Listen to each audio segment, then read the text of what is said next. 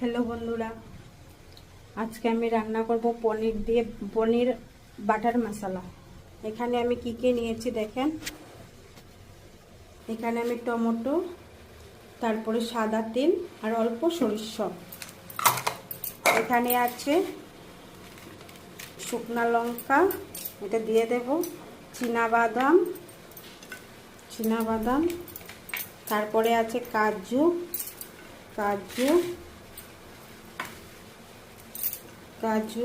তারপরে আছে আদা, আর এদিকে আছে লং আর দারচিনি। এটাকে আমি এখন পেস্ট করব।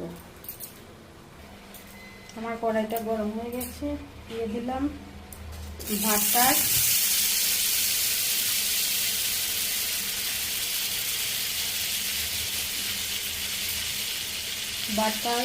তারপরে